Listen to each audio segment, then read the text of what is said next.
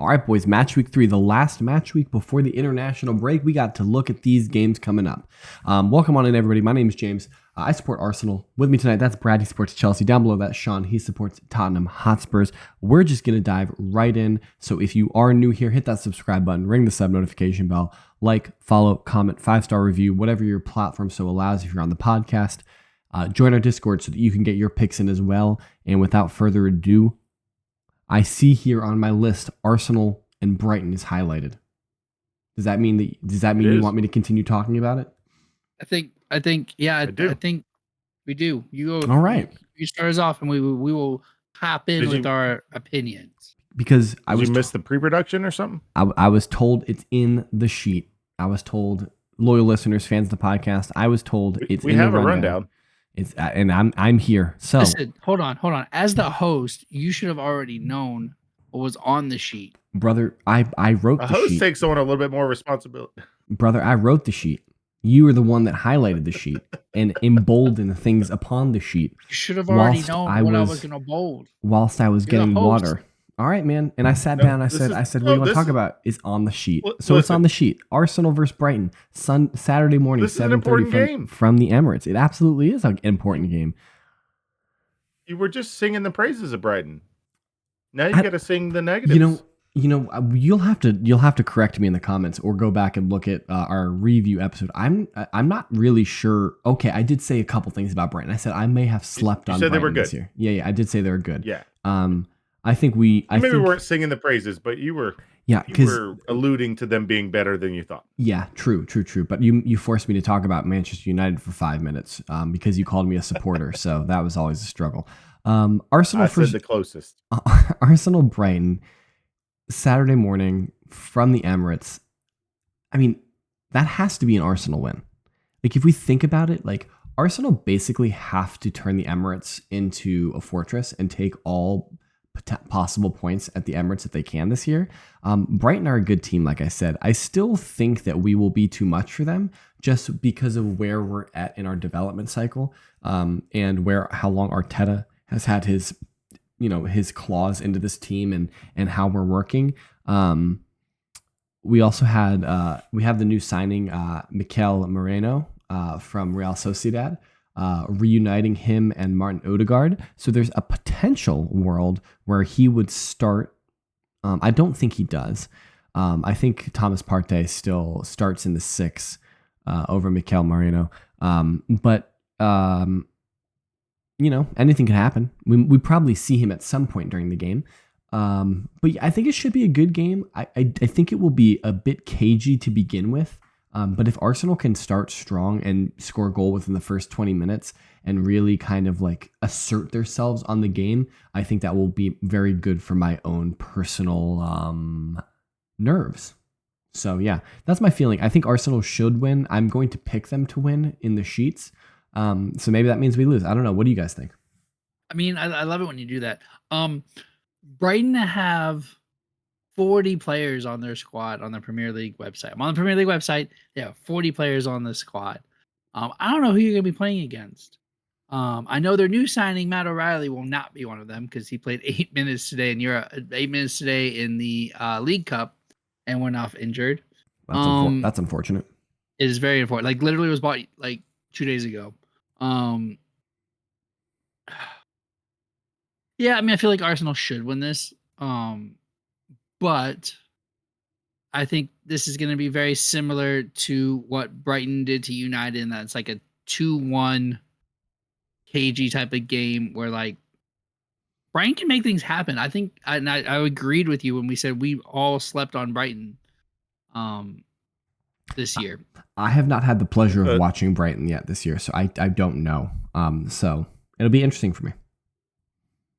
So the reports are that Evan Ferguson is back. He is done being injured. He should be available for the weekend. That's always your wild card when you're playing Brighton, right? Like he could go for 3 any day. He's like a not as good Holland. Like if he gets in the mood, like he could bang 3 past you. I'm gonna say this, and it's probably gonna come back to bite me in the ass. But I would rather have the center forward come back from injury, like the first game. I'd rather have them back in the first game because they're probably not quite as sharp. He's probably needs some time to get built up a little bit. And so, Sure. I'm going to say that he's probably going to score a hat trick against us, and I'll have to eat my words. Highly doubtful. But you get Your what I'm defense saying, is too like good for that, but yeah. But yeah, you guys should win this. I think when we do the picks, I'm gonna put Arsenal. Like that's usually like your first two you write down. It's like writing a lineup card in baseball, right? Like the first two you write are Man City's winning, Arsenal's winning. Like you write those down before you look at any other games. You just know that's gonna happen. So hey, if it's coming from a Tottenham fan, I'm okay with it. it's just right now. Hey, ebbs and flows. Things ebb and flow. They could change. Right now, you just gotta assume those two things are gonna happen: death, taxes, and Man City and Arsenal winning. So, interesting. Where are we going next, boys? Are we doing the City Palace game or Chelsea Palace? Excuse me, Chelsea Palace. So we're skipping over the rest of Saturday. Because it might be chalk. I mean, I don't know. Brentford Southampton might be interesting. I think Leicester Villa is interesting. I don't think that's interesting at all. Why? We can do a little Villa's fly. going to absolutely smash Leicester. I think that's Villa's get back game. A little flyover, boys. Since James doesn't want to skip everything, we got Brentford Southampton also on Saturday. Should be a nothing burger. It's probably going to be a 0-0 snooze fest. Everton Bournemouth. It could be a relegation 12-pointer, maybe? Question mark. Both teams stink. Ipswich Fulham also. Both teams stink. What are you talking about? No reason to watch any. Fulham stinks. I'm sorry, but they've got 3 Arsenal legends in that team. So then we get. To Leicester Villa, which James thinks is going to be the game of the week. I think it could be a good game. I think Villa it could be a good game. is going to absolutely smoke Leicester. Vardy's out of gas. He's 39, possibly 47 years old. He's out of gas. He scored his one goal of the year against Tottenham, and now he's done. Did his one shit talk, and now he's done. Yeah, he's done. Like he's too old for this. Now then that brings us to James's game of the week: Forest and Wolves. No. These are all the games. I want you to know at home. These are all the games that James wanted to talk about. What I really am more interested about is West Ham versus City. And the reason why I say that is that should have been probably highlighted. Yeah, because West Ham got a pretty impressive victory over Crystal Palace away at Crystal Palace. Now Manchester City are formidable, but is there a world where this West Ham team can take a point off City? I think there might be. I mean, I agree. They are tough at home. Right? They are tough at home. The bubbles give them extra powers. Like the Olympic track around the stadium brings the supporters closer. They got rid of the track after the Olympic Games. Before West Ham moved in. The fact that the supporters sit 30 meters from the edge of the field is just great for.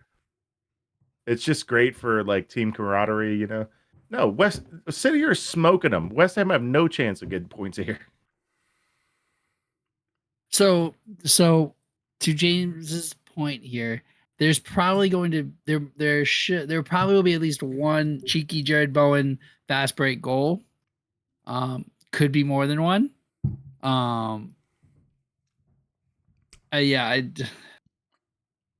Gundogan's back. De Bruyne is there. This man said Gundogan's back. They're rocking that midfield. Gundogan had a nice vacation in Barcelona for a year, and then who does Gundogan replace? Is it Villa? I mean, Silva. David Villa. David Villa. No, is it Silva? It's because it's not Rodri, right? Kovacic. Yeah, it's probably Kovacic, but you Kovacic. wouldn't. Okay. Kovacic was the replacement for Gundogan, essentially. Yes. But I still don't think that you would just drop Gundogan back into the team. I think he's gonna have to definitely earn his. They did last week. I mean, yeah, he was on the bench, but he didn't start. No, okay, he will eventually. But I think No, I think between no, I think he's starting he could start this game. It's not like he has to reprogram how he thinks. I get it. He's a good player. He's played for Pep for like 5 or 6 years.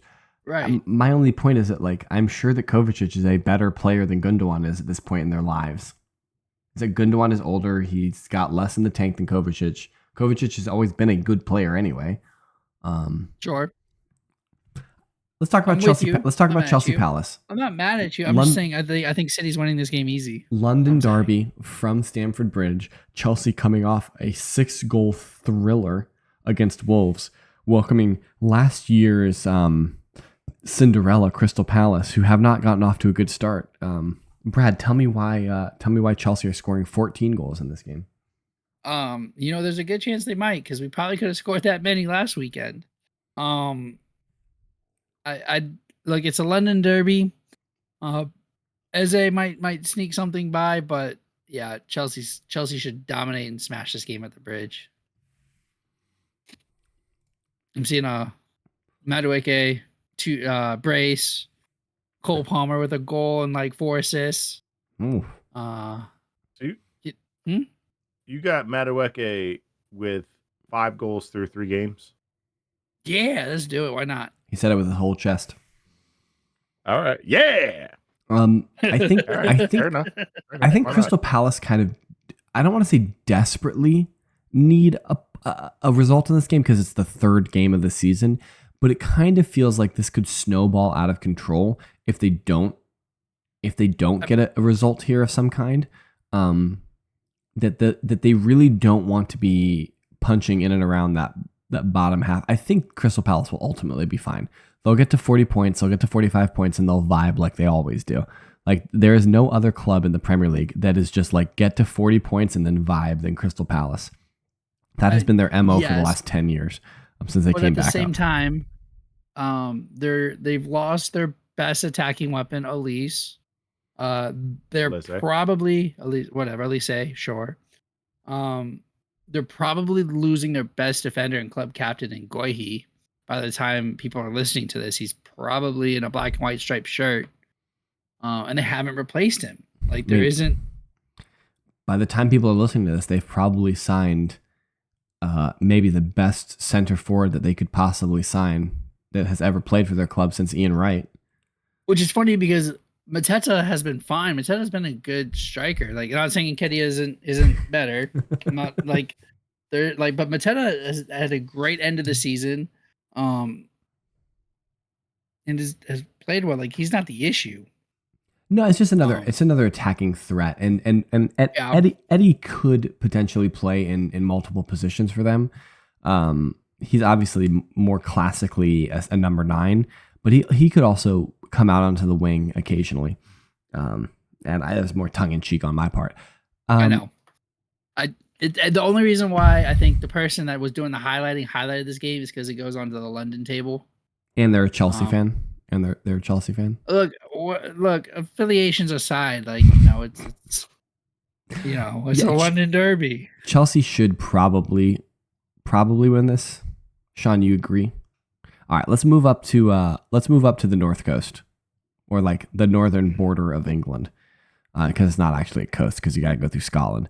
But the northern border of England, we've got on the Tyneside, we've got Newcastle hosting Tottenham. So Sean, this is all you. Tell me why Tottenham aren't getting played off the pitch here again. Well, this is our first litmus test, right? Like, this is the first one. Last year we didn't get one for 11 weeks. Time. I mean, we had All right, that's not fair. But we had Liverpool in there, but they had 2 red cards. So this is the first litmus test. Away at St. James is a hard one for anybody, no matter how good Newcastle are. Yeah.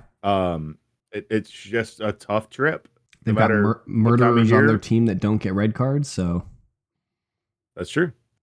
And cheaters. Is Tonali back?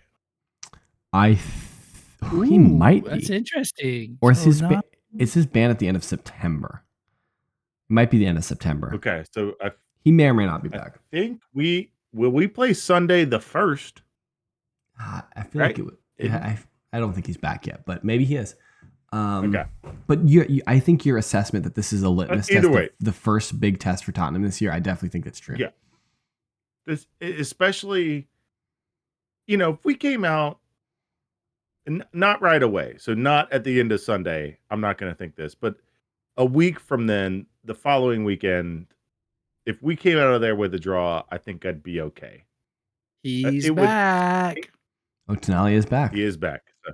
As of the date that we recorded this podcast, he can now return to competitive football. I thought it was late August. Yeah. Oh, okay. So if you ask me a week from Sunday, am I okay with a draw at St. James? I'd probably say yeah. If you ask me this upcoming Sunday if I'm okay with a draw, no. I'm going to be still a little annoyed. But a draw, I feel like if we come out with a draw, I'm okay starting the season off with 6 points instead of 9 or... That would be 5 points. Because you drew the first game, you won the second. 5 points, sorry. Yeah. So sorry, yeah. So if we came out with 8... No, I'm still screwing up the point. 7. If you beat Newcastle, you'll have 7 points.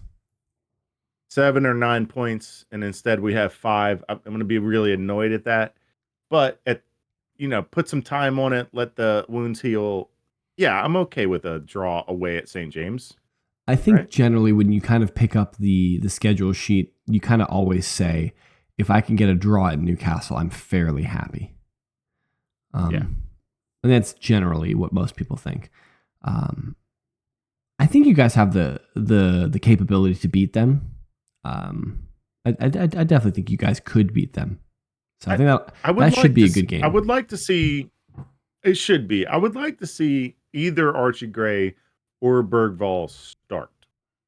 Over whom? Whoa. I want to see what. In this game against Newcastle, you want to take Madison out and put Bergvall in? Okay. Bergvall would be over Sar. I was going to say, I didn't think he wanted to take Madison out. That's why my question was posed such a way. Right. But and Gray Bergvall would be over. I don't. Bergvall is the box. That's what I said. His closest comparison / ceiling is Odegaard. He has the same frame. He's just a lot younger. Needs to fill in. Blah yada yada yada. But his player profile is Odegaard. But he would be Sar in our lineup. In your system, okay, I see. In your system, I would put him as Madison. He's a much more creative player. That's where I would like. I don't think he's more creative than Madison. No, we're not. Of course he's not more creative than Madison. No. But that's where the profile would fit. And I don't think I don't think you play the children at St. James Park. I don't think that's how you ingratiate them to the Tottenham faithful. I don't think we're at that much of a disadvantage to play Gray over Bentancur if that's the move. The problem was Basuma was suspended. And then Basuma came back, so Basuma fills that. So I don't think Archie Gray fills Basuma's spot. Is your concern, Brad, more that you don't want to bring a young kid on at St. James's Park and they're going to get bullied, or is your concern that too much creativity on the field and not enough defensive stability? The first one more than the second one. Okay. I think they could live with, if it's Basuma or like, as long as you have a decent 6 out there, and maybe Archie Gray maybe you put both of them out there. I wouldn't want your first like big boy start at a place that will absolutely be yelling and screaming the entire time.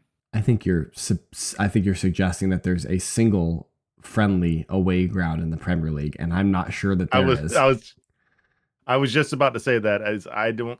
True, Other than going to places that are below 30,000, like Stamford Bridge or Craven Cottage or the Vitality, the G Tech. Those are the G Tech. Those are the quieter stadiums. Okay, whatever. Would you want to put your children against a top 4 opponent and give them a free 3 points? Bro, my kid is 6.5. Absolutely not. Because that's what you're doing. Like that's the risk, right? My dog's son is 12 weeks. I don't think he can handle it. But what I'm saying is, if you were going to play Archie Gray and Bergvall, and I the don't want to risk play. is that Newcastle just runs over that midfield. Sure. My original statement was that I would like to play one of them. Okay. So the ideal would be Bergvall, so that he's in between, so that he has Bentancur or he has Basuma to cover him, and then going forward he has also Madison in front of him or beside him. That would be the idea. Is Archie Gray? Yeah, I agree with you. Putting Archie Gray in front of Bruno and Joe Linton, and that's not the best case scenario for Archie Gray as his first start. I agree with you there. Yeah, but it's a men's league. You gotta man up if you're gonna succeed. Exactly. That's my also. But I think Brad's only point is that it's gonna take like one Bruno Guimaraes elbow as he runs by, and like one Joel Linton knee to the back of the thigh or something like that, and one Tonali pass over the top. Like the only one I'm worried about that for is Archie Gray, because he looks 18. Bergvall, at least he still has room to fill out. Yeah. To look like Odegaard, but he is a big person.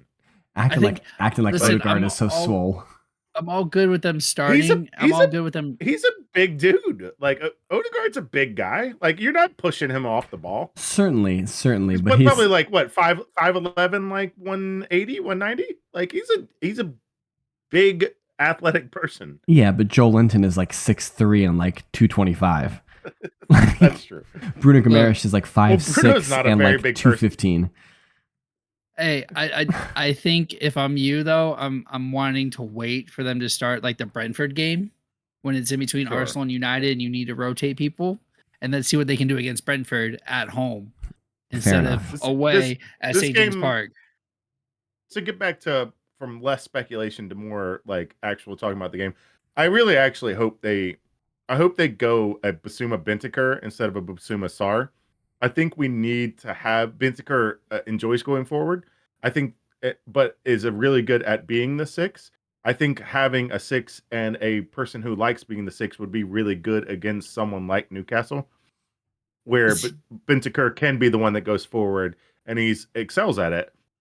I think that's probably a better setup than going with Sarr, who prefers to just go forward. Is he healthy though? Didn't Bentancur come out because of the concussion?